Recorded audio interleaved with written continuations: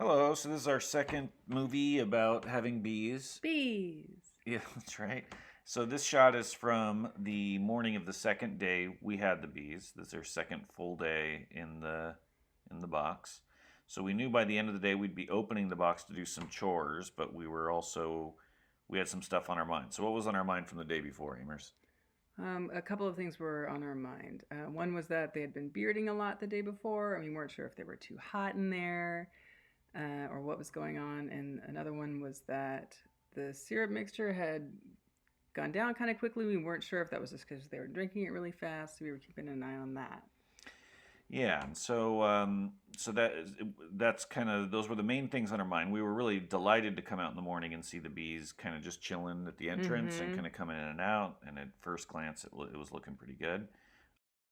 So we knew at the end of the day we were going to open it up, and the main things we were going to do is take out the box that the beads were transported in, Mm-hmm. and also peel back the duct tape on the queen's box, so that they could start chewing through the candy and freeing her. And So that also, this was going to be our opportunity to check if they were building comb for her, which was our hope. yeah, You're hoping that they're getting the house ready for the queen to start laying eggs in. and this is a shot from the previous day with the big beard they had made, just to remind you what it looked like the day before. But by about 11 o'clock, they were kind of they were doing a similar behavior again, which was troublesome. But Mm-hmm. more importantly, we also discovered that there was syrup that had leaked down into the hive. And so you can see it's kind of pooled up on the floor of the hive and it's dripping off the end there. And they're trying to lap that up. So now we had another thing to kind of worry about. Mm-hmm. And I'm going to explain how that worked a little bit in this next clip.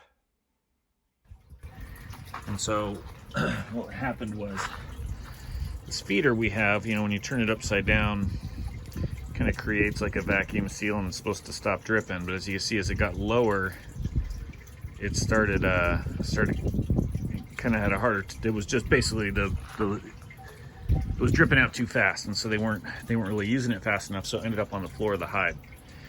So we're gonna ditch that feeder that goes in the top. It doesn't seem like it's working perfectly. And so we have another plan, which is this kind of feeder, which basically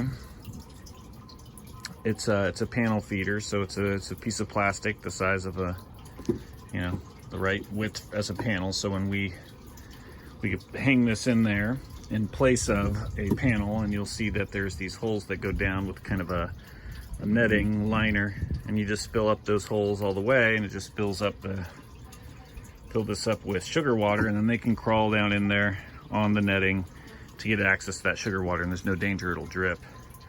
This is the second full day of them in the hive. So Hi, buddy. I'm not seeing any more of the syrup on the floor of the hive box, so that's good. Seems like they probably lapped most of that up. Yummers.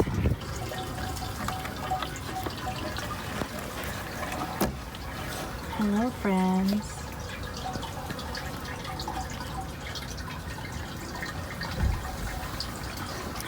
Hi, babies.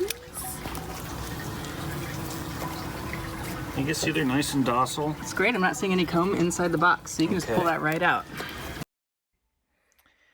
Yeah, so when we open up the box at first glance, things were starting to look pretty good. One of the things that can happen is they'll start building comb in the transport box, and then you'll have to deal with that. But as you can see, there was no comb in there. There were some dead bees down there. That's pretty normal. And so just going to set that to the side and then make our way in. But then we started seeing the real trouble. And so what are we seeing there, Amers? That foundation collapsed. It wasn't really attached well enough to the wire at the top. So we noticed that on that one's frame. even worse. Yeah, and then that deeper frame was had just fallen all the way down. And the bees were just kind of clustered in there and hanging on to the top of the frame. Yeah, and it took us a little while to realize to really fully recognize the other problem, which is even more significant. So if the foundation falls off the frame, you just replace it or fix it or whatever. But the bigger issue here is that they were not building any honeycomb. Nope, they didn't build anything. They were just sitting around waiting. So what that means is the bearding behavior we saw on the outside is basically the same thing that's happening on the inside. And so as we're trying to pull, kind of pull these panels apart, you see how they're clinging to each other and so forth. And so they're still acting like a swarm at this point, not a functioning hive. So that's not what you want.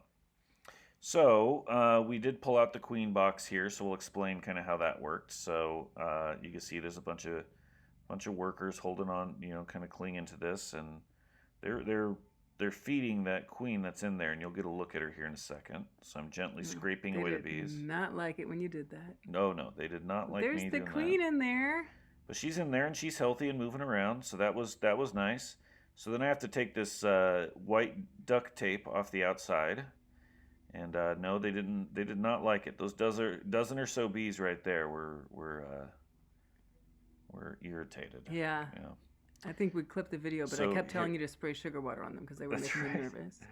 So that's the little candy core that's blocking the hole. So they'll eat through that. It's made out of like a marshmallow type cream substance, I think. Mm-hmm. And so they'll eat through that candy core to free the queen.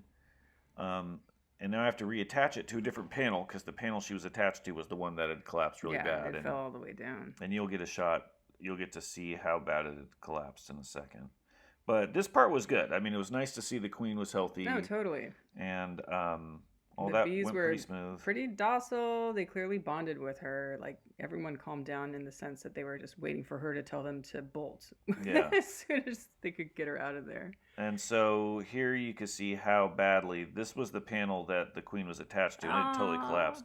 I think part of the reason it collapsed is because when I attached the base, I didn't know what I was doing, the foundation. But another reason I think is because they were trying to swarm around the queen so hard, that also put pressure on it and kind of pushed it away. Yeah, if it wasn't on there very strong to begin with. So you can see how much in there. They're really just clinging to that like a swarm. That's not what you want at all. So we were getting pretty discouraged by this point. We were. So we're putting back together the hive. You will see me put in that panel feeder that I described earlier, but we want to tell you kind of what happened after this because it started to get dark and we weren't able to film the next step. But what we did is, in a really sad, state of emotions, we texted my friend and colleague Jessica, who's an experienced beekeeper, and she had some panels with comb already on it and some honey and nectar, and so we actually drove out to La Habra, and she gave us about 4 or 5 panels or something. So we went and got those. When we got back, we opened up the box again, and we put some panels that had pre-built hive and some nectar and honey in it right by the queen. This is the sad scene that was left after we were done, our collapsed panels and the bees that are still, It's kind of a mess. We didn't know it was going to happen at this point, but Jessica rescued us. Yeah, so we replaced the panels, and the morning of day 3, it was much better scene. A whole different story. Yeah. So they really took to having some honey and pollen built in there for them to protect.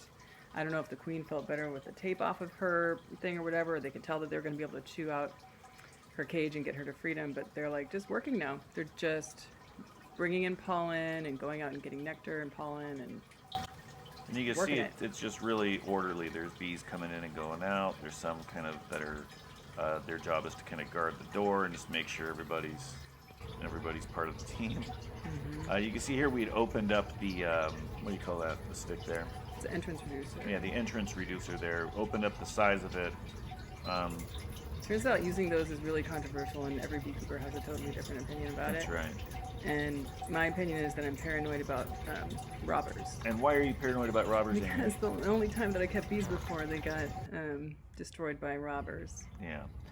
So robbers are when other bees or wasps or something, they know there's honey in there and they come into your colony and try to steal all the honey. So we're trying to be cautious about that. But they're doing so much better. And so here you can see them in our garden, in the flowers. They're actually gathering now. We saw bees with full loads of nectar and so forth going into the hive, so that's a good sign. They're building up now, and I think that stuff underneath there is going a lot better. Oh yeah, I'm definitely confident that it's going much better today, and hopefully by the time they get the queen out, they'll be satisfied that this is their for real's new home.